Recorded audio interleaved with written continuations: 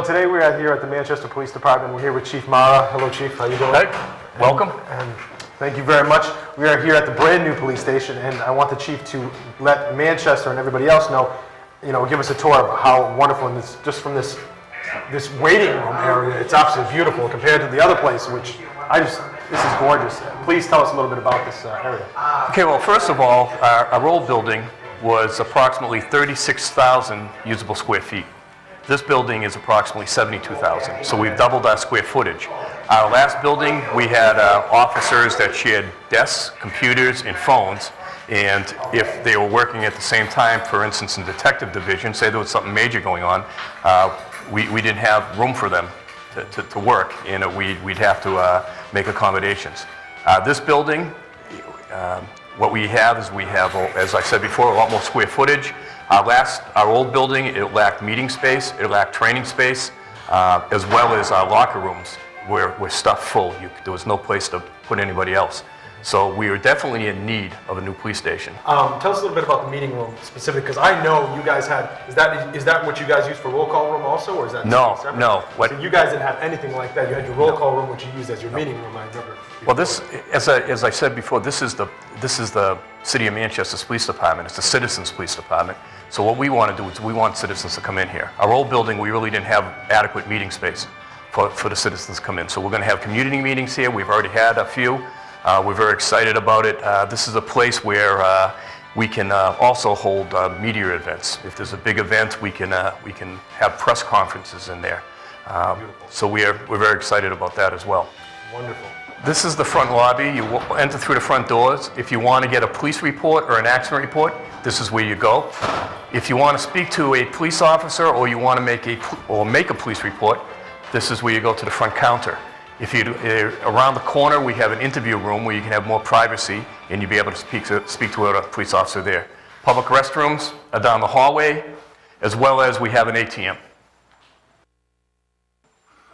This is the interview room. This is where people can come in, and if they want to speak to a police officer with some privacy outside of the lobby, this is where they will go. Now in Manchester, we have at any given time about 420 to 430 registered sexual offenders. We have to register. They are required, a good portion of those sexual offenders are required to register 4 times a year. We want to be able to do that outside the lobby where it can be done here in privacy and away from the general public.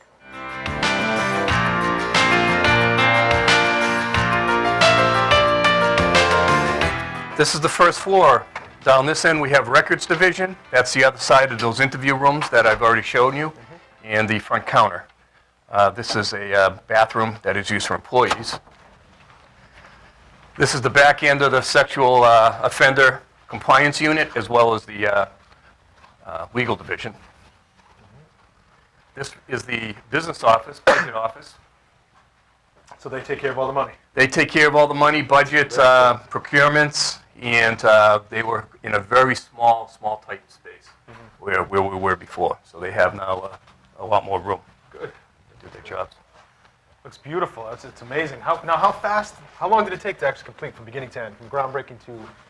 It took less than 2 years to do. It was very we're very pleased with Harvey Construction, the company, and all the subcontractors. I thought they did a very good job. There's still, as with any building, there's some bugs to work out, and they're still on site. And as we go on, after we moved in the building, we've been here 2 weeks. Those are the things that we're correcting.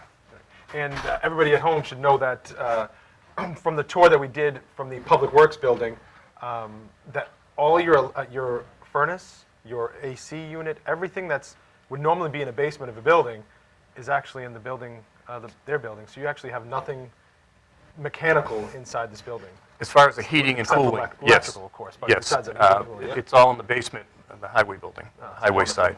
Yeah. And it makes it more efficient. Yeah, no, so definitely, it's quiet too. Now right here, we're starting to enter the, Patrol, Manchester Police is split up into 6 divisions. Patrol is its largest division. Our old building, they were spread out all through the building. They didn't have their own area. So we're entering the patrol area. Right here is some lockers. We have some more down the hallway where the officers will sign out their rifles that go in the cruisers before a shift starts. See, just look at this. It's just, I know it's so, people at home don't even understand. We never did an actual tour of the old building before we did this. We should have. We should have done a tour at the end, and that's our fault. But this is just something that you guys didn't even remotely have. Nothing. Like even a copier, like to go through it, you'd have to go on the other side of the building to get it, and just like a kitchen area. There was nothing that existed over there, that was like this. So it's much easier, more efficient. It's better for morale. It's a lot of different things. We had close to 300 employees, sworn and unsworn, in the police department at any given time, with other agencies coming in and other things going on, and we were stuffed in that small building. So it's actually one of the things that people are getting used to is being able to have room and walk around. So here is the beginning of Patrol Division. This is where, beginning a shift, they can get water, a cup of coffee, and then you can come in here. This is where they get their mail. Any correspondence from outside or inside the building comes here. This is the officer's typing area. There are 8 stations here. The old building, we had 5 stations. And what would happen is when we had officers all having to type reports, they would have to go to other divisions. Now we have plenty of computers. This is, it's going to make our officers more productive through no fault of their own in the past. But it's amazing the type of work that we did for decades in that old building, what the officers did and what they accomplished. And I'm looking forward to see what they do here. So this is a sergeant's room. Now this is, we have, I believe we have at least 20 sergeants, and before they had an office that was very, very small where they would type their reports, they'd have to meet with officers. They shared that with the K-9 unit, as also where the K-9 unit had their files, and it was a very, very small office. So that meeting room we went by before, if they need to speak to an officer, now they have plenty of room to do that. They have room to type in here. There was only 1 computer before in the sergeant's typing area, now they have 3. So on any given night, we could have between 3 and 5 sergeants working. That was Captain Kelly. So, He was did I get a chance to introduce him? Let's see if, nervous. Get out of here. let's surprise, this is a typical, this is the captain. Now captains run divisions. This is Captain Hopkins' office. Lucky for him, I guess he's not here, but this is his office, and he runs the patrol division, our largest division. And he is right now housed where patrol is. In the old building, he had an office in the traffic division. Okay. So in our old building, what we would do, we literally had, we would take a closet, something that used to be used for storage, and we made it into an office. And we also had officers that were in special units that we didn't have room for instance, our computer forensic officer, detective, he is housed in the federal building. He was housed in the federal building because we had no room for his equipment in our building. But as you'll see as the tour goes on, that we've accommodated him here as well. And also, just that should be mentioned, the infrastructure alone in that building, just because it was, difficult to wire and difficult, to do upgrades, it's going to make everything more efficient. I keep bringing back efficiency because that's essentially why everybody thinks about, oh, they're getting a whole new building. Oh, good. That's not what it's for. It's for you guys to be more productive for the hours that you guys are here, and that's what the cost definitely outweighs what you guys do for the community. So, it does not outweigh. So it's it just helps out in all aspects. Without a doubt, and you mentioned morale before, just the excitement of the police officers, just to be able to, by seniority, they pick their lockers. And the pride they take in, they've always taken pride in their work, but the pride they're taking in this building, and they want to show people. And that's why I'm glad you guys are here to show the public about the police station that they have. Now this is our roll call room. And the whole station, when you're looking at roll call, you saw the community room. You're going to see in a detective conference room. You'll notice and you'll see in training that we can convert a lot of these rooms into classrooms. Since we've been here a short time, we've already hosted some trainings that we never would have hosted in our own building. And when we're able to host training, when people come here to teach, it gets more spots for our officers at little to no cost. And a better trained police officer makes a safer city. And not only it's safer for the police officers to go out there, but for the city as well. So this is the Ralph Miller roll call room. And what we're doing is we're in the process of ordering a sign. Ralph Miller was a police officer that was killed in action back in 1976. And this building was, this roll call room would be named after him. So.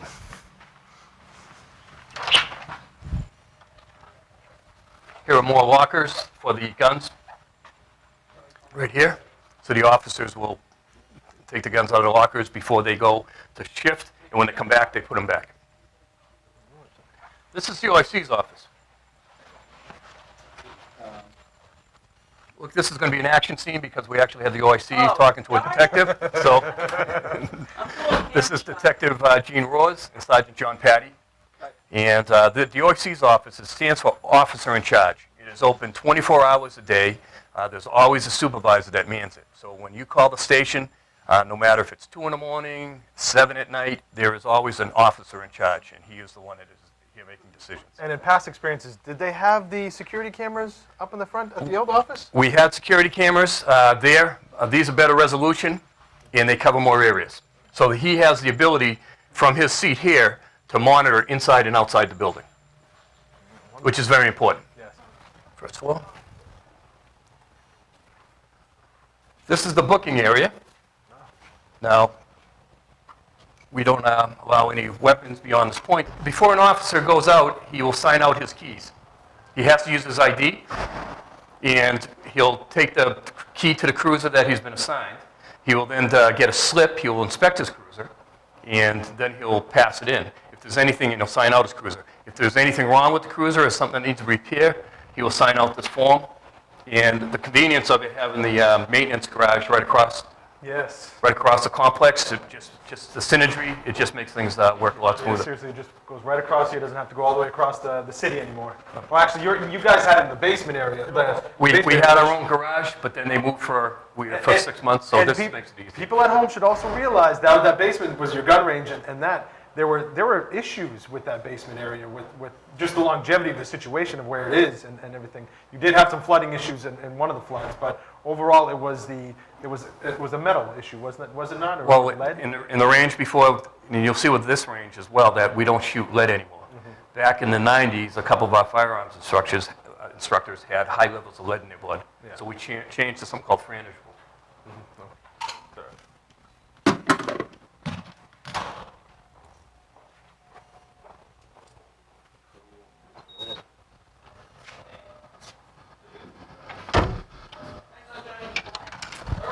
Hello? Yes. Here is the booking area. You walk in through here. This is not where the prisoners would be coming in this way. I'll show you where they'll be coming through the Sally Port. These are the female cells right here. Somebody gets arrested, they're brought into the booking area. They're booked. That means we get all their information, they're printed, and their photo is taken. After that, a court representative known as the bail commissioner will then interview the person, and based on all the facts and circumstances that he has, he will make a decision about what the bail will be set at. At that point, if the person can make bail or get somebody else to post bail for them or him or her, they will then be released from here. If they can't, they are transported over to Valley Street. So we do not house people here long term. We like to get people in and out of here as quick as possible, depending on how busy it is. So here are the female cells here. Now, what's unique about this booking area is that the booking officer working can check all the cells from his or her work area. They also can monitor it by camera. So as you can see, we afford some common decency and privacy here, but of course you need to be seen behind there. If we can't see a person, we can look in the camera to make sure everything's all right. Yeah, the past ones were in the middle of the room. Was essentially the abodes. The abodes were, there wasn't much privacy for the person, but safety is always first, though, because you never know when you arrest somebody. We don't know them, we don't know what to expect, so we have to ensure their safety by closely monitoring them. Totally agree. So here is the juvenile area. Juveniles, when they're arrested and taken into custody, they're kept out of sight and sound. This is only for a delinquent juvenile. Now, a delinquency, somebody that has committed a delinquent act, that is an act that would have been a crime if they were 17 or older. Now, if somebody runs away or does something minor like that, we don't place them down here. We have an area up in the juvenile division. So this is for serious offenses. But they still have to be kept out of sight and sound, and that is why this is separated out. You can close both doors. So, This is the booking area, our main booking area. This is the Sally Port. So when somebody's arrested, the wagon will pull up, and the transport wagon, and this is where prisoners will enter.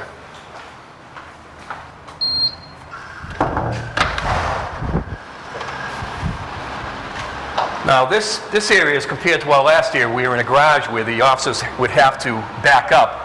And the officer would have to back up the wagon, and it was a cramped area. So when you're transporting prisoners back and forth, sometimes they could be unruly, sometimes they could be, it could be somebody that's not too mobile. And it was very, very difficult at times to get people from the Sally Port in. As you can see, we have a ramp here, and a lot more room. And perfectly designed that they can pull in and pull out. And pull out, Yep, yes. they don't have to back And that up. is, and that, the other side, which is secure, is for storage, for vehicle storage. That's a very expensive equipment and van, and instead of keeping it outside, Yeah. we're able to keep it here. And longevity. It's all And about once they longevity. open the vehicle storage area for the city that's under construction now, we will be able to put one of our SWAT vehicles there as well. Before moving here, we had had to borrow space from a law firm across the street on yes. Manchester Street. Yep. And We've done. we'd have to keep it in a private parking garage. So now we can keep city vehicles on city property. Wonderful. Perfect. Now, this is designed for safety as well. We looked at, when this building was being designed, we had a local architect, Bresinger. They were the local architect, and we had a consultant, police consultant. This gentleman, he worked for a company, it's out of Florida, and they specialize in designing police buildings.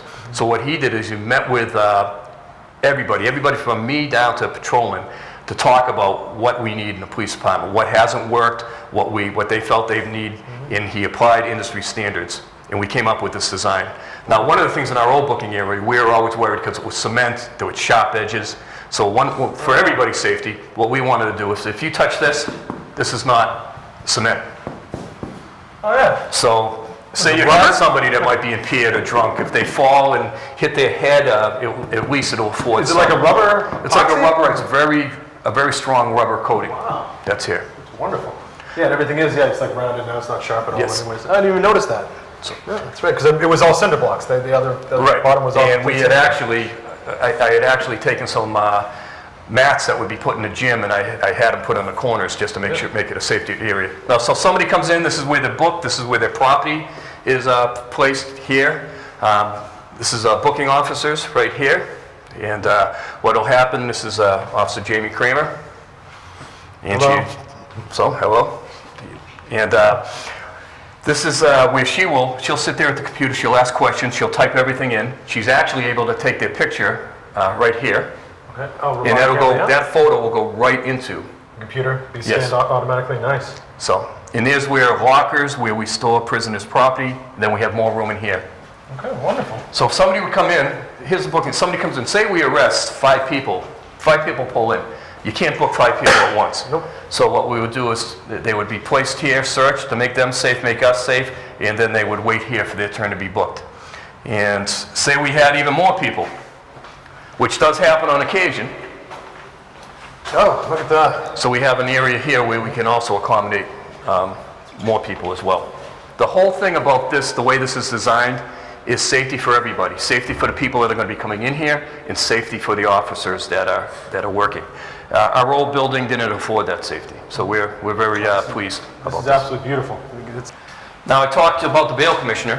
This is where the bail commissioner, let me see if I get in this one. Usually, yeah.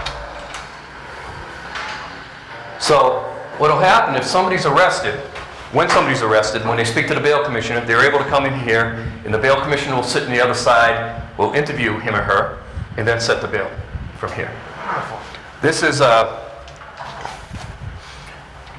another shortfall that we had in the old building. There was no interview space, interview rooms. As you go through here, you'll see there's plenty of interview rooms. There is an interview room down here as well.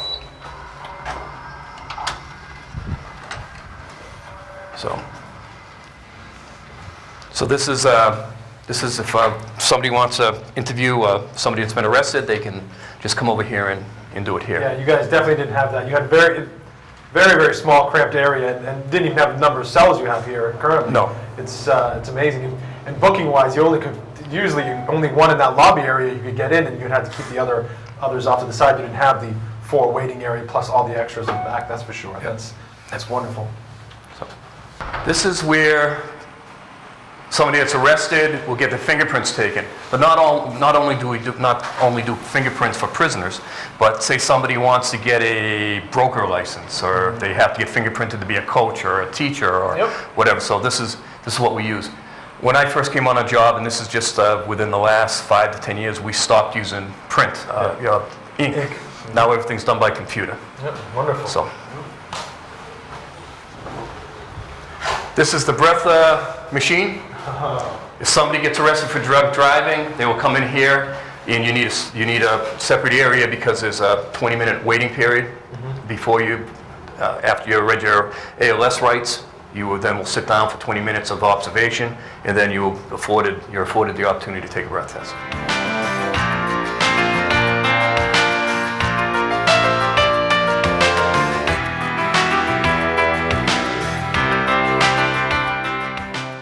Now we have a complement of 9 dogs. Right now we're down to 8. But if an officer comes to work, they used to have to leave their dog in their car, get the cruiser, go get their dog, or if they're typing a report, like today it's free, so they'd have to leave the car running. If it's hot, they'd have to leave the car running, and the dog would stay out there. They could be out here for inside on arrest for 2 or 3 hours. So what we have is a place for the dogs to stay while that's going on. So, as you can see, this. So we have animals. Someone's mad. Typically, that dog would have been outside in the cruiser with the car running. Yep. This is storage, evidence. Say you have some big item, it would be placed in here instead of carting upstairs to where evidence is. Yeah. And then we have, and talking about evidence, we'll talk about this more. We had evidence stored in every floor. We had evidence in lockers out in the hallway. We had evidence out in trailers. I was amazed when I did the initial tour when I did there years ago, and I couldn't believe it. There was actually a locker there that had it was a cabinet locker with just a normal small key, and it was evidence, and it was sitting there in the middle of the hallway. I was like, what's going on here? And I couldn't believe it because there was just no room. You guys had stacks upon stacks of files all the way up in these rooms. There was just no other place to put them. That's right. Yeah. And now, when we designed this building, that is one of the things we had in mind. So we have more evidence storage here. Again, an officer might take something huge. Say it's a safe, a big safe. He would put it in here, and then he would log it in, and then the evidence techs will come down and process it's much easier because you can just back the car up, put it in there, the cruiser, put it in, instead of having to lug it up there with, Right. It's just, no, I totally understand. Oh, look at that. Huh? Now, our SWAT vehicle, we had to put up a tent in the middle of our parking lot because this is a very expensive vehicle. We'll talk about SWAT. We have a SWAT team that's approximately 30 people. We go out between 30 and 50 times a year. They go out and call out. So they train a lot. This is a necessary piece of equipment. And that's another issue that we had in the old building. Every SWAT officer has this huge bag full of equipment and special vests, and there was no place to put it. So you'll see how much more room we have now in the locker rooms. That we have a special locker room just for SWAT. Wonderful. Now this is where we store our bicycles. When I say bicycle, it's the ones that the route officers will use. So, wow, much more efficient. Yep. Oh, so Segways. We can charge the Segways here. So we're very pleased with this area as well. Yeah, this is amazing. And this is where how many total? So you have this many officers on bikes during the summertime? At any given time, we can have. Not this many officers off at once, but officers share bicycles. Oh, okay. Wow. And it's easy to maintain that way. Yeah, that's great. So, what I like about the Segways is that they're good for downtown. Yeah. They're good for downtown. The officers can patrol back and forth. They're good for events. They're also good for actually going into neighborhoods that have good, you'll be able to drive. Yeah. Know what I like about it is kids and adults alike, they want to talk about it. They want to look at it, and it draws them to the police officers. It starts a conversation. Yeah. So that's what I like about it. It's a good community policing tool, and our community policing officers are the ones that usually use it. Okay, wonderful. So, good.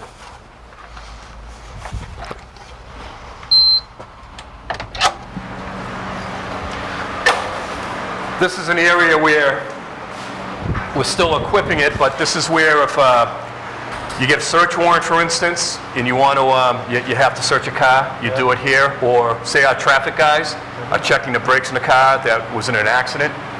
You can also do it here. If we need to get it up in a bigger lift, again, right across the street, right across the parking lot, we can just go to... Yep, to the large place. And this makes sense considering if you want to check a car, you want a controlled environment. If you want to start taking things off of a car, you want a place to put it. You don't want to be putting it on the sidewalk or anything where, Well, also for evidentiary purposes too, this is secured, and nobody can get at that except authorized people as well. Perfect. So what I'm noticing the trend here of this facility is that everything just seems to be, well, efficiency of course, but practicality. You got everything just, that makes absolute perfect sense. You want to make sure if you're going to check something, it's secured. You want to have the dogs be able to come out of your car. You're not wasting gasoline on keeping the AC on or the heat on. It's just practicality. Everything just seems to make absolute sense. Which if you're going to do it from the bottom up, from scratch, I guess you guys did a great job. This is absolutely beautiful so far here. what else is we have our own parking lot now. We have a parking lot that it's going to be secured, where our city-owned vehicles, they can be parked in here. Before we had them parked in Manchester Street, we had them parked across the street on Merrimack Street, and every once in a while our vehicles would get damaged, and we have a lot of expensive things in there, so I feel a lot more comfortable having control. And nothing against what you guys, the situation the officers had, but you had a couple of clubs that were just. Literally, you could stand at the beginning of the front door of the club, and you could see the police cars. So in the middle of the night, somebody really doesn't like the police officer right now. They're gonna go over there. When that club was there, we would get vehicles damaged. So. And this is a canopy, so when the officers are going in and out, they can sign out their vehicles and inspect them if it's raining or snowing, and stay out of the elements.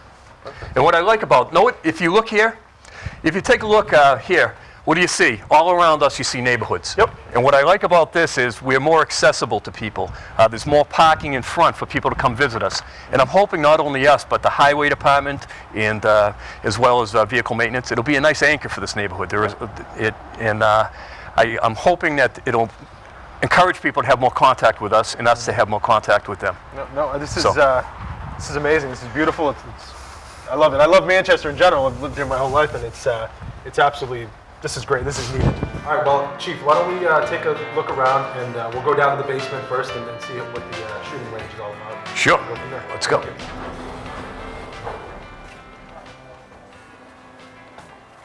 Now, this is the basement area. The locker room and the gym area are in here. This gym area is very important because if you think about it, we want our officers to be physically fit. We want to encourage it. So we have to make sure we have equipment here. We have to make it available.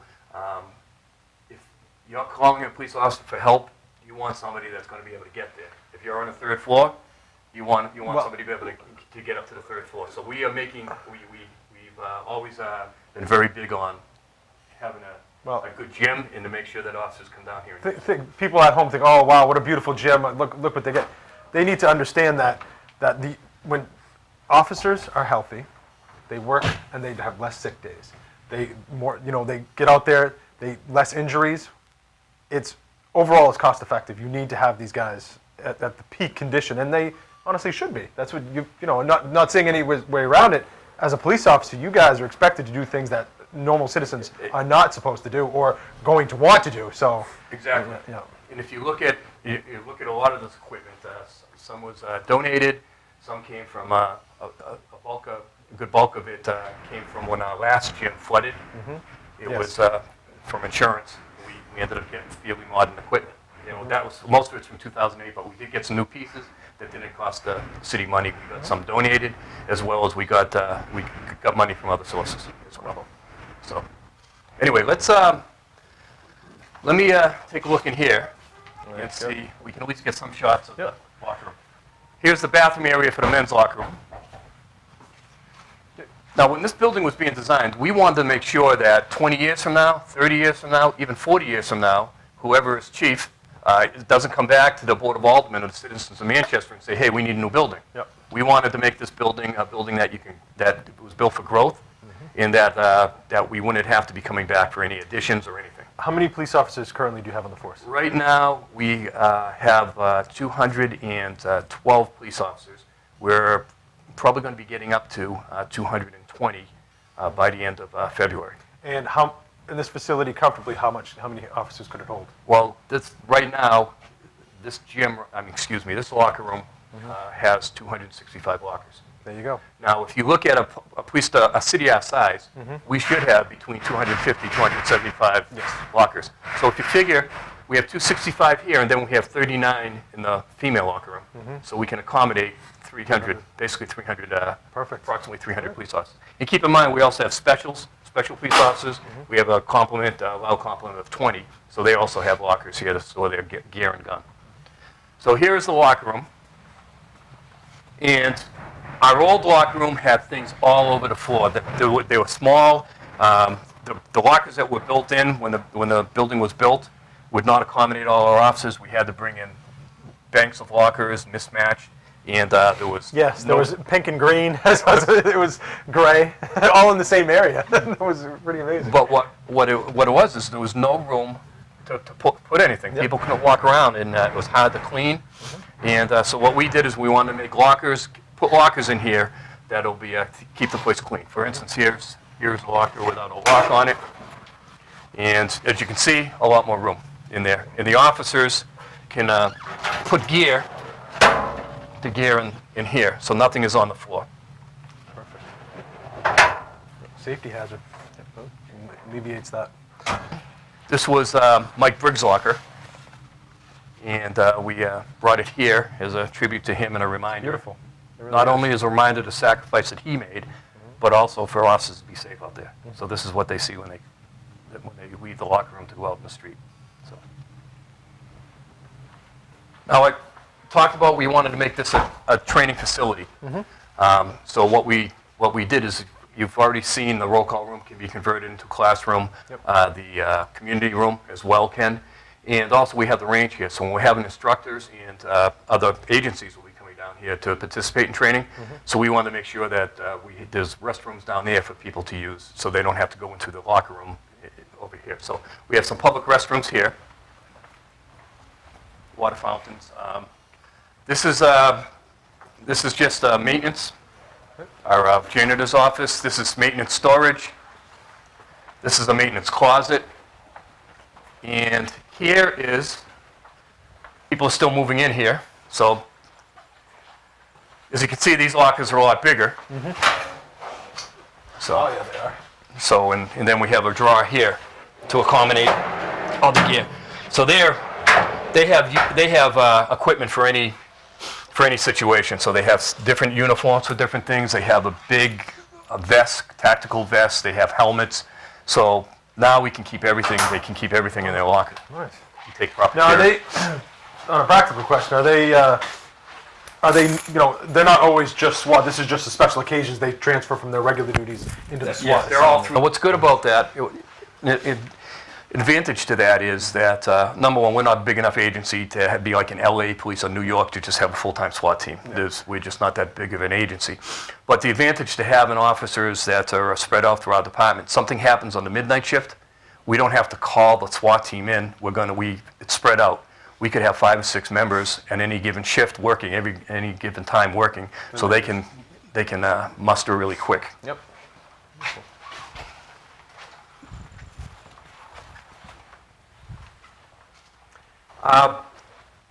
I had 2 put on every floor. And what really opened my eyes about this was, you remember a while back, Central High School? Yes. How the remember 2 teachers? Yep. And all the people coming in and out of here, training, and citizens from, I just want to make sure if something does happen, Yep. we're able to. Very, very smart way to go. That's great. This is a SWAT office. It's a small office, but before, that sergeant's office I talked about, that was the sergeant's office, SWAT office, and K-9 office. So they can plan all their operations in here, and they can keep their files secured in here as well. Now, this here is officers. Officers maintain their weaponry here. They can clean their guns after shooting, and in our old building, they used to go out in the garage. And it's very important that officers keep up and maintaining their firearms and practicing. So Now notice it says lead-free. Yes. So frangible ammunition, for the most part, it's ceramic. And what will happen is the ammunition, once it hits, it'll disintegrate, and it's a lot safer than lead. As I said, back in the 90s in our old range, the ventilation wasn't too good, and we had high lead levels in some of our firearms instructors. And this is something they use on, my understanding, they use it on ships and airplanes for law enforcement officers.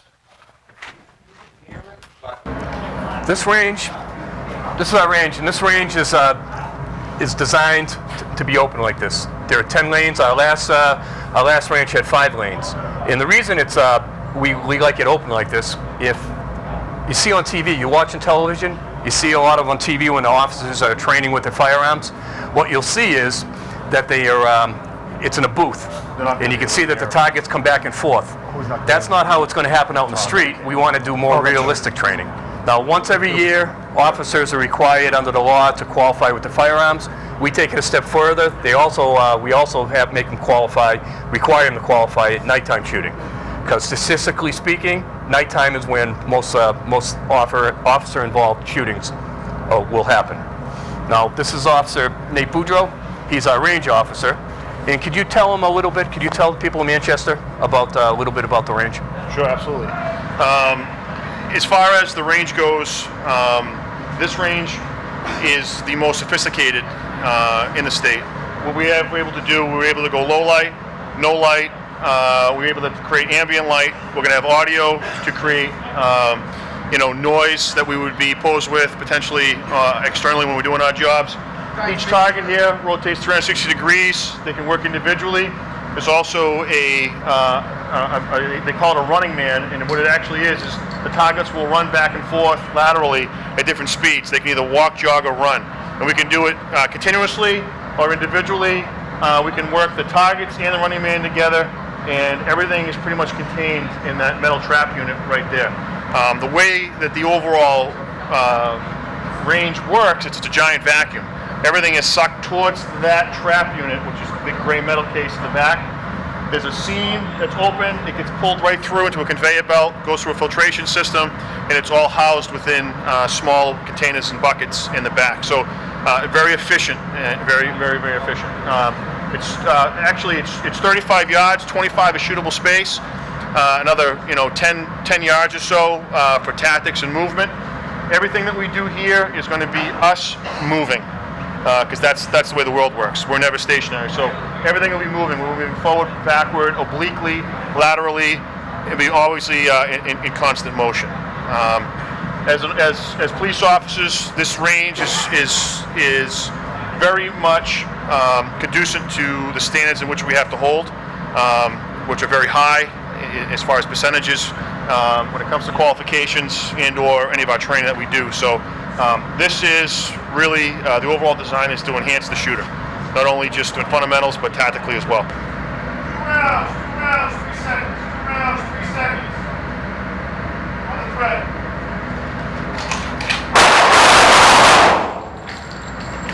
Now, as you can see, we can qualify more people in firearms at once. Before with the 5 lanes, you can see how we can get more training. We can utilize our hours more, as opposed to having taken the same amount of time to have 5 people qualify. We can now do 10, and we can do it twice as more efficient. Efficiency. That's what it is.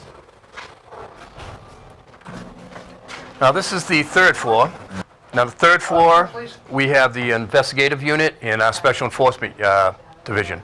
So the investigative division is, it has detectives, juvenile, and domestic violence. Those are 3 different units that within a division, and that's run by Captain Willard, a captain.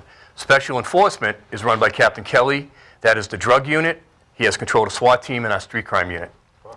And so we're entering, we'll go this way first. As I was talking about before, we didn't have any room for, we didn't have a place to interview people. We had a few interview rooms throughout the department, and if something big was going on, we did not have enough room, enough space to interview people. If 2 people came in at the same time, it was tough scheduling people for interviews. So now, with a department our size, we needed more interview rooms, and we now have them. Seems to be a very large theme of the whole of the place that you've been bringing up. So here is detectives. They're still working on it. Please pardon the mess here. This is the detectives investigative division clerk. This is Mary Macris. She had no idea we were coming, so sorry about that. That's all right. So- Should have warned you. So, and if you come in here, in the past, hello, Sir? how you doing? Good, sir. This is one of our newer police officers, Din Jenkins, and he's actually doing some training here. So, Nice to meet you. Dean Jenkins, nice to meet you. and you can, Right.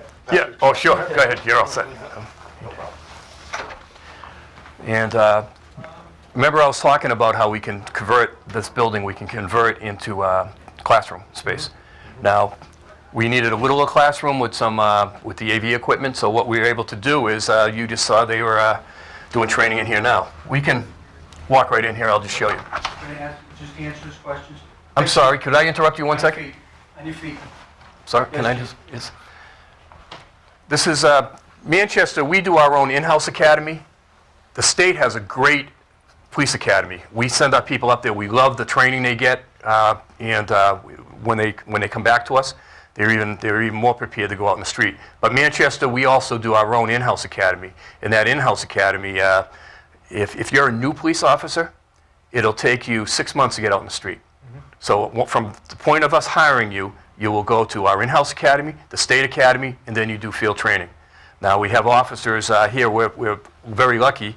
The two officers that you saw, the officer that you saw, he was from BU Police, so he's already certified, so he's only going through our in-house academy. And this officer right here is from Las Vegas Police Department, and so we get 2 seasoned police officers. Oh, wonderful. So this is the detectives conference room, but as you can see, we can set it up into a classroom setting, and that's what we're doing. We needed a smaller classroom setting, so we converted our conference room into a classroom. That is what we have the ability to do here. And when we go further down second floor, you'll see that in our main training classroom. We have somebody from the Attorney General's office providing classroom training to not only our department, for other departments. Wow. So just in 2 weeks, we're already being able to enhance our training just by the facility that we have now. Amazing. Wonderful. So what's also good about having this conference room is, in our old building, we had one conference room. My conference room, the administration one, would be used for everything. Detectives, say there is a murder, say there's a very, very serious crime, they had no room to meet. They would have to go into my conference room to meet, turn it into a war room, so to speak. They now have the ability to do a conference room. They can have staff training, staff meetings, right in their own division. Now, are you guys using a like Skype technology to talk to other people without having to travel or anything like that right now? Right now, no, we're not doing Skype. Okay. We don't do that yet. But now that we have this building, that's the type of thing that we can start doing. I was just looking at that conference room. It would absolutely be perfect for that type of situation. We have the ability to do that. Yeah. We just have it with the AV equipment that's in there, computer equipment. Why don't we turn this way? Okay. And I just want to show you the interview suite.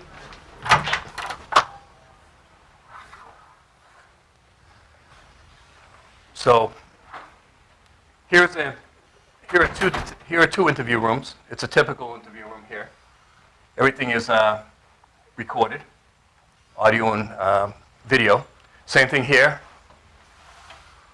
And this is a polygraph room. Oh, So this is specifically set up for polygraphs. wow. And you have officers, of course, that are trained. We have several police officers that are trained. And part of the hiring process, Yeah, they have to go through it. they have to go through it, and it's very important because most people that we have, to be a police officer, we give young men and women so much responsibility that you have to make sure that you're picking the right people. I was actually in your detectives area when they were actually doing these the testing, and it was actually in just the room half the size of this, right up to the side, and everybody else was all on their desks and everything over here. So this is much better. I would be less nervous in here than I would be sitting in the middle of the detectives' offices. And what we would do is we would put out a sign that says "Quiet, please." Yeah. So people Yeah. would have to talk softly on the phone. We had no room to do it. I remember So- I was sitting there, and it was 3 of us in the room, and pretty much we're all crammed into the small room, and yes, I could see where that would definitely be a problem. So we have these interview rooms, and then there's rooms that are the same identical on the other side. And this is our audio-visual room right here for the interview suite. Oh, yeah. So, before we had a tiny little area that had, you name it, was packed in there. It was like a closet. So, Great. And then I'm also noticing, because, well, you guys have only been here for a couple of weeks, but there's so much room to expand if need be. If it does Right. get to a point where, you know, God forbid that's ever needed, that you needed that many police officers, you guys could handle it. It wouldn't even be an issue. well, plus It's we have the great. ability to enhance the services that we're bringing now. Yeah. We have the ability, the room, the space, to bring them. And you're talking about Skype, to bring new technology in here. And before we didn't have that. Yeah. Well, and people at home also need to understand when you use the Skype technology, and that's just the basic, you know, thing that, you know, people have been doing for years, but you won't have to send the officer out for travel. You won't have to pay for that. It's just, you know, the hotel room if they go to a certain area. That saves taxpayers money. So. Now, this is all detectives over here. Now, if you look at this, you've seen the detective area before, This is unbelievable. and it This was is- cramped, people on top of each other. It was a mess. People at home need to realize there's a couch and a chair over there in the corner. That is amazing. Considering the only couch and chair that you would ever see was when you first walked in there and you were waiting to talk to the person in the front. That's Yeah. about as close as you were getting to a couch and a chair. This is great. And that's a couch and chair that was in the administration area at the There you old go. station. Yep. So, but what is good, Mayor Gatsis was responsible for these workstations. Oh, yeah. These are actually donated by Bank of America. And you can see the workstations, you can see they're in excellent condition. Yes, they're beautiful. And they saved, I would say, tens of thousands of dollars in this project. They're not only here, but they're over at the highway project as well. So this project, the efficiency and the savings to build it was incredible. It was an absolute, both buildings, the overall project was such a team effort. And Mayor Gatsis, like you said, and the Board of Mayor and Aldermen, it's just unbelievable. You know, it was great. Everybody really realized that this needed to happen. This really did. So as you can see, the officers have their own work areas. They don't have to wait for somebody else to get off the phone. They don't have to wait for somebody to get off a computer. They all have their own computers now. And the ability to be more productive and efficient is you just can't quantify. Yep. This is unbelievable. This So- is great. And again, what I like about this is you can see the view here. We're right in the middle of the neighborhood. That's what I really like about this, that to be a neighborhood police force. Or more so as Yeah. one with our location.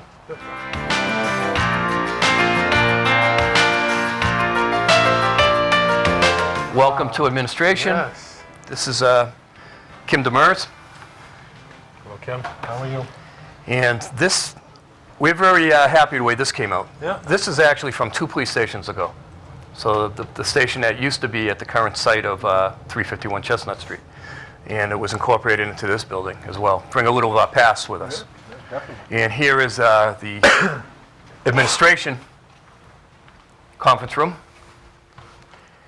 This is used quite often. Every morning we have command staff meetings, we have supervisory meetings, and this also can be used for trainings as well. Gorgeous. This is unbelievable. Every conference room has a projector system set up, it looks like. The two main ones, yes, do Okay, have that, okay. yes. Now, if you look, this is what I look at every day, and it's updated every month. But this board right here is the Part 1 crimes that the FBI uses to determine what the crime rate is in any community, and it's quite useful for us. If we see any kind of trends, we react to them. And I also get a weekly update, statistical stats update of what is going on in the city, what crimes are being committed, where they're being committed, and what happens on this board. And once this is all completed, we just moved in. This is everybody who works in the department, all the divisions. What happens on this board has a great deal to do with where we allocate our resources to be more efficient. Yeah, if you see that drugs are up, you add more police officers to that division compared to the other ones. That's right. For instance, if you look at burglaries. 2011 there were 40 in January, and then in 2012 there were 94. We immediately, before this even came up as updated, we started seeing the increase. We took action. We changed the way we do things. Not to get too much into it, but we were starting to get very concerned. We were able to stop that trend, bring it back down. So we actually went down in burglaries from 2000 once, but that is, the reason we're able to go down on burglaries, we're not happy with this number. Yeah, of That course. number, we don't want any burglaries. zero, of course. But the reason we're able to do that is because by keeping track of stats, statistics, police work has become numbers driven. Where these stats are at our disposal, and it'll help us do our job better. So, I'm just looking for just the obvious here. 2012, you've gone down in every category. Except for there's a trend here that I don't like, that we're really working on now, robberies. But violent robberies? A lot of these robberies have to do with drugs. Okay. It's not, and we've been getting, we've been really working on convenience store robberies and things of that nature. So- But the vast majority of them have to do with, But overall, you Drug-related. guys should be proud of the whole situation, that you guys are doing an unbelievable job. But overall, what would you say was the reason that is the case, that it's most of the categories are down? Just the trending just happened to be that way, or was it, did you think- guys get more police officers, more training? How I does think that it's the work? way we're changing with the way things happen. I think it's very useful for us to track That's track crimes. definitely. Yep. Because as I said, with the resources we have to use them to get the biggest bang we can out of those resources. So that's what this helps us do. And what'll happen is every week, we have a crime analyst. She will come in here and she will tell us, okay, West Side, for instance, there's been a cluster of burglaries here. Then we can say, hey, she'll look for any similarities, time of day, and then we react to that. Increase And- patrols and stuff. and see what we Okay. can do. Yep. All right. So- Wonderful. Thank you. Again, I haven't finished unpacking yet, haven't had the chance. This is my office here. And on this television, I can watch all the cameras throughout the building. And it's very important to be able to do that, especially with a new building, that you want to make sure. Exactly. Everything's going so- smoothly. And then the captain of administration, Fred Roach. Let me see if he's in here. He's not in here, but Captain Roach actually is the person, when we first started planning the building, I put him in charge as our liaison. Oh, okay. He has done a phenomenal job. He has been in every single construction meeting, all the planning. So he has his heart and soul into this place, and we really appreciate his efforts.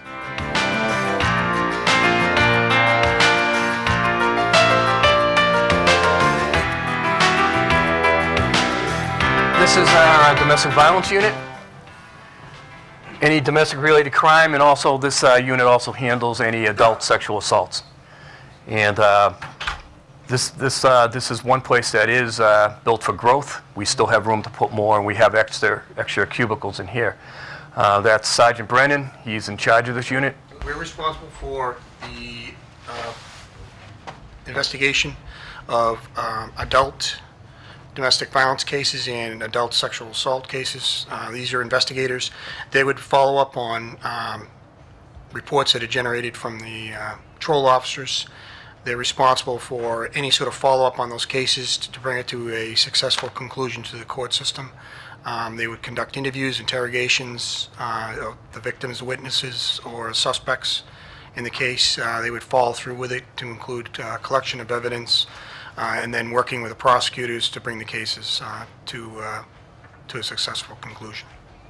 Unit, we also have a victim witness advocate that is housed here. We also have a victim witness advocate at the court to make sure victims are able to be informed about the process and any issues that they're having that we'll be able to help them with.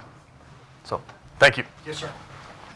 This is a room where if somebody is sexually assaulted or a child is the victim of a crime, we don't want them to be in a police setting where they feel like they're being victimized again or accused of anything. We want them to be able to relax and not have people stare at them, and they can have a little privacy.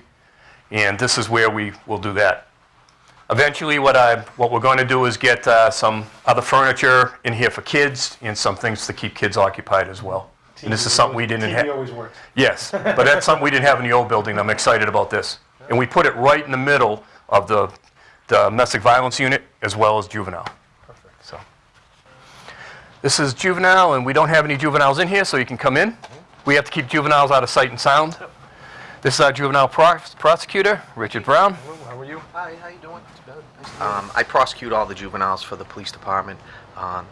Basically, chins and delinquencies that come through us or are filed by a few other different agencies in the city. They send them to us to prosecute in regards to chins. I work with all the juvenile agencies in the city basically to coordinate taking these cases over to court, having them, the juveniles adjudicated, or in some cases put into the most appropriate services given whatever their circumstance might be, asking the court for dispositions, that are in the best interest of the state, but also the kids and the families. Work with all the agencies in the city like the school district, youth services, all the wraparound groups, community-based services, including a lot of services that are actually based out of the city, but who have like programs that run within the city, but in juvenile groups. So that's pretty much it in a nutshell. The juvenile system, even with prosecution, it's not supposed to be punitive in nature. The purpose of the juvenile justice system is to get needed services to people that are under 17. However, there are some kids, unfortunately, that at times you do have to send to YDC. But the vast majority of kids we deal with, what we're trying to do is just get them help, get them services. And if you're dealing with a kid, I can tell you 90-something% of the time, based on my experience, I had his job for years, based on my experience, you see a kid that's acting out or getting in trouble, there's something going on at the home. Yeah, exactly. So it's almost like a call for some help. Yeah. So these are two juvenile detention. When I say detention cells, this one is here. Say you do have somebody that is a delinquent, that committed a delinquent act. Mm-hmm. Delinquent act, as I said before, is something would be a crime if you were 17 or older. But when Detective Brown was talking about chins, we're actually in a little bit of a crisis in this state right now. Explain what a chin is. I don't A know. chin is a child in need of services. Okay. Now, last year or so, they ended chins. They just said we're eliminating it. Yeah. And for reasons, financial reasons. However, they threw the baby out with the bathwater. Yeah. Because chins offenses is where we can get kids into the system. When I say into the system, getting them services before they become delinquent. Pennywise, pound foolish. That's right. So you can get a kid that's did a minor act, you get him contact, we look into what's going on in the home, try to get him or her some help before they start committing more serious offenses. So, and Now, what this is the right difference here- between these ones and the ones that are downstairs? Well, for instance, this one, Yep. if we have somebody that runs away, Yep. it's not built for comfort, Oh, but yeah. as you can see there's no Oh, yeah. lock on it. Yeah, exactly. So it's not, you're not locking a kid in here. By law, you can't do that. Yeah. Then we'll have an officer watching them. Again, we have a meeting space for juvenile. In here, a lot of times you're talking with prosecutors that's specific to juvenile issues, or they're talking to parents, so they need an area to do that. And they also can do training in here as well. Now here is this is a cybercrime unit, and right now we have one officer that is Cybercrime. Really? That's good. And what he mostly deals with is child pornography. Oh, okay. So Yep. what he can do, he has been trained by the Secret Service. They provided all the equipment, and he can do a forensic autopsy or whatever you want to call From it on a tower or computer. Yep. And he can extract information. But he also does a lot of other things it's amazing what he can do. But he hasn't moved his equipment in yet. It's over at the federal building. As I said before, we didn't have room in our old building. So this is built for the future as well. We also have another officer that's trained to do it, but he's in patrol, and we can use him when we need him. Wonderful. And this is crime analysis. Oh, looks like she got some mail there. She's not here right now, but she is a full-time crime analyst, and we also have somebody that comes in that's actually a crime analyst as well, that volunteers his time. Volunteers this time? Volunteers his time. He's waiting to get a job as a crime analyst. He's very good as well, so we are actually getting some pretty good Nice. work coming out of this office. Seriously, So- that's good. This is our training area, our old building. We had three of our training officers in one small little room, and Here we have a lot more room. Training, we're responsible for conducting all of the training for our in-service officers, as well as scheduling training for any of the civilian employees that we have that work here at the police department. Some of the advantages that we have over our old building versus our new facility here, obviously we have much more space. I came from an office where we had 3 officers sharing one office. The desks were stacked on top of each other, and it's just the overall working conditions were tough. When someone was on the phone, you would be interrupted, by someone talking on the phone if you were trying to do your job. So we have 3 offices here, which makes the training and the office environment a little bit more work friendly. The training room that we have here, obviously, we can accommodate a larger class. We don't have to disrupt our roll call training if we host training for outside agencies. One of the big benefits that we have now is we can hold training for outside agencies where departments from around Manchester can come into our department and have some training done from other companies. There's a big advantage for the for Manchester in a sense that when we host a training, we do get some free spots as acting as the host agency, so that benefits obviously Manchester. The defensive tactics room, I'm not quite sure if the chief has showed that to you guys yet, but that room allows us to do defensive tactics here on site versus the old building where we had to go to a remote location outside of that agency, or outside of our old agency building, and do the defensive tactics there. And can you just, if you don't mind saying, can you just, the short time we've been here in 2 weeks, can you just tell some of the training we've already hosted here? Yeah, some of the training, we've been here, as the chief said, for 2 weeks. We have hosted disproportionate minority contact training. We've hosted 2 days of adult sexual assault protocol training for the Attorney General's office. We have some mental health suicide prevention training coming here in February. I'm working on getting some prescription drug training here sometime in the spring. Homicide investigation will be here in May. So the facility itself has allowed us to offer up a lot more training to our own officers, which obviously benefits the residents of Manchester. Basically, my job is the recruitment selection officer. What I do is attend job fairs, go to colleges, I advertise for hiring. I hire police officers, dispatchers, I hire all the employees that basically work in this building. My job is to conduct backgrounds, investigations on all the potential candidates that come in here for a job. We do very thorough backgrounds here because we want to make sure that we get the right people here that should be working here for us. We spend a lot of time and a lot of energy trying to get those right people in here. Since we've been here, the change, this is going to help me and my division hiring people because the facilities that we have now is compared to the facilities that we had in the prior building, it's much more accommodating to people that want to come in here to work for us.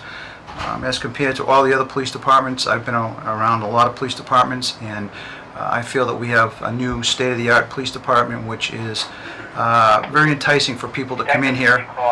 When they see our new range, indoor range, they're very surprised that A, we have an indoor range, and the fact that it's double the size of our original range, which was 5 lanes, we now have 10 lanes.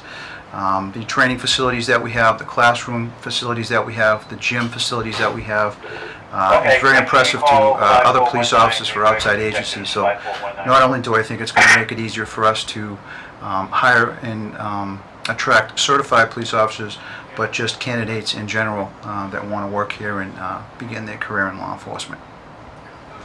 This is our main classroom.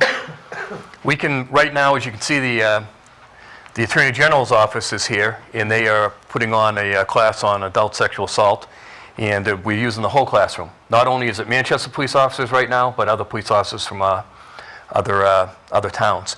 We can divide this and make it into 2 classrooms as well. So as you can see, so far you've seen the ability that we have. We can turn this into almost like a college campus at any time. You've already seen that we have training in here.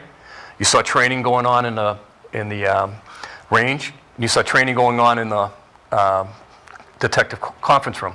We are constantly training, and that is what this it's just going to enhance it. So if anybody at home wanted to use one of those conference rooms for their nonprofit organization or whatever, that's the gentleman you would want to contact. And we're going to be coming up with some sort of scheduling procedure because we still have to make sure that we have enough. For you guys. But the purpose of that room is to draw people in. That's what we want to do. Good, wonderful. So, goes on.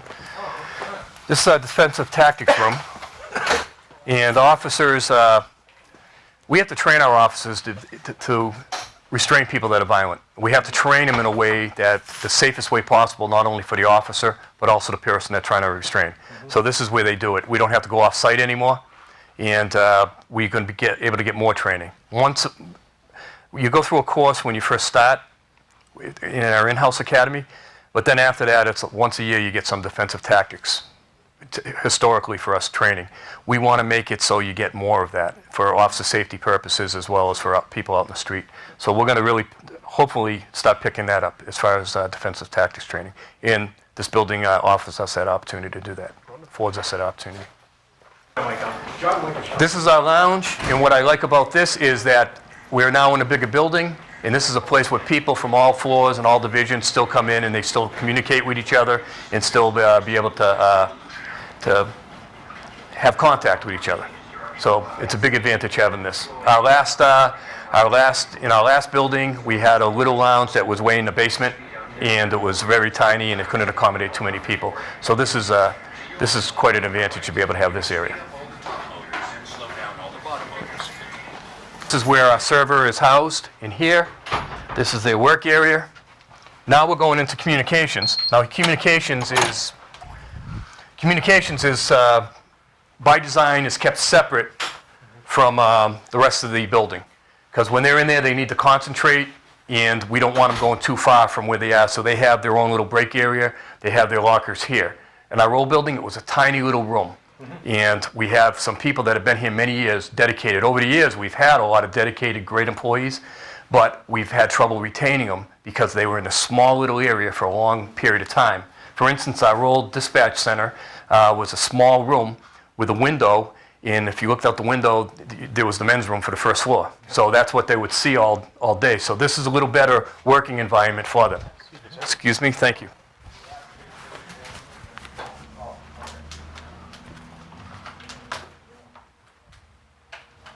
So as you can see, it's more open, a lot more light. They never got there was no windows.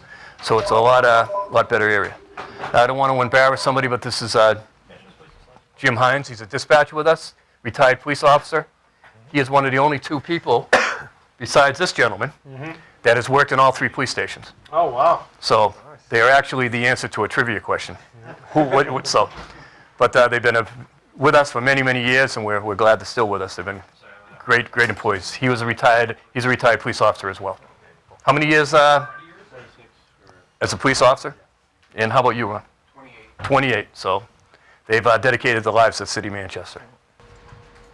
I'm Rachel Page, the Communications Manager here at the Manchester Police Department, and I'm going to give you a quick overview of our dispatch center here. To start off, we run 3 shifts 24/7.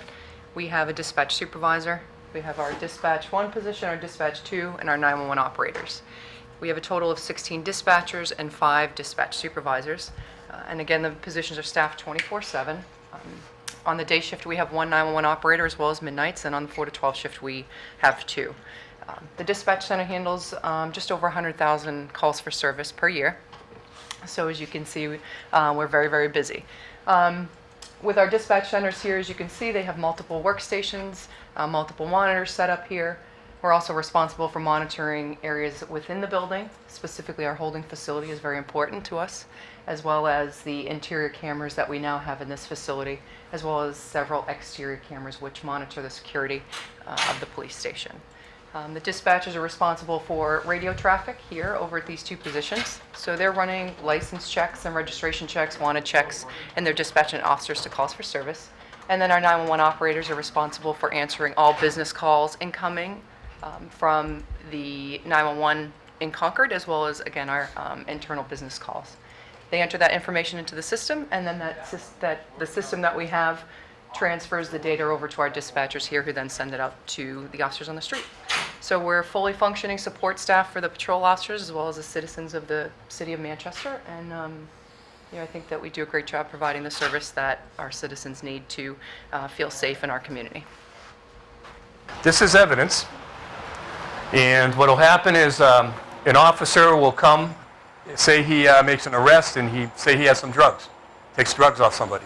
He'll fill out the proper paperwork, do his police reports. He will then put them in here. It'll be locked. He cannot get back in there. And then the evidence technicians will come in the morning, and they will just get the items there and then document it and then put it into evidence. Now, the difference between here and our old building is, as we already discussed, we have all our evidence in one area except for the lockers downstairs. So that is what is the big advantage to this. And you want to talk about being more efficient? The evidence techs, when they're working on evidence, they're on one floor now. They're not going outside. They're not going in the basement. They're not going upstairs.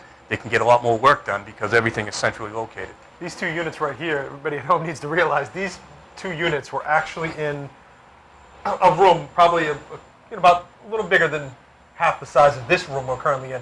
And these units took up the entire room. Right now they're encaved, into the wall, but they were literally, you had trouble going in and out at the old location. Yep, and what these are drying cabinets. And so what'll happen is if an officer takes something, say a bloody shirt, somebody got stabbed or shot, you can't just put that into evidence. You have to hang it up and let it dry.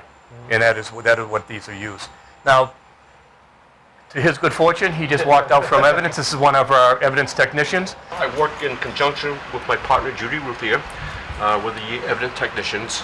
We're responsible for logging in, taking in evidence as well as found property. We're responsible for tracking the evidence, returning the evidence back to the rightful owners. We prepare evidence for court reasons. We make trips to the forensic lab to have evidence tested. Anything that comes in the possession of the police department is handled by us. And these are, some evidence needs to be refrigerated. So same philosophy as over there, same system. You would lock it in here, and then on the other side, the evidence techs would be able to get it. Something like a rape kit, if somebody or blood samples, blood draws would also be placed in there. And we can't bring you in there because you've got chain of evidence. We don't want to.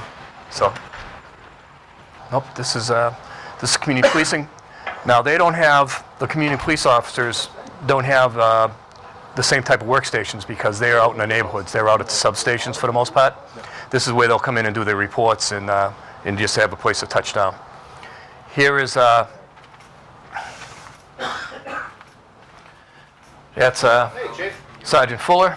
He's a sergeant in the community policing, and that's his office. Here is their copy room and where they keep their supplies. And this is Captain Riley. He is in charge of community policing. How are we doing? Pleasure to meet you all. And this is his office here. So he has a conference room here, and where he'll be able to meet with community leaders. And at the old building, if my conference room wasn't available, he would have to go meet in a roll call room, or he'd have to meet in a table down in his division, and it didn't afford too much privacy. There you go. So, but he's the one that is in charge of the community room downstairs, and he is going to be using that a lot as well, as far as attracting people here for community meetings. Good. All right, enjoy your tour, everybody. Thanks. A nice feature of the new complex, not only do you have the police memorial that was sent over here, that was transported over here from the old building, but also you have the highway, a dedication to highway employees as well. So that's what I like about that. I think they did a great job doing this. You have the flags in the middle, and as you can see, we have all 4 of our officers that were killed in the line of duty memorialized, and they are here for everybody to see. So. Chief, this is an amazing complex. You guys did an absolutely incredible job, and you guys should be proud. I'm proud. This is a great place, and I think citizens of Manchester and the Board of Mayor and Aldermen and the mayor I know they are. They're very pleased and happy with the whole facility. And thank you very much for letting us in your house for a little while. And no, I appreciate you coming. And thank you very much. And again, I'd like to thank the Mayor, Board of Aldermen, and especially the citizens of Manchester for this building. We really appreciate it. Thank you.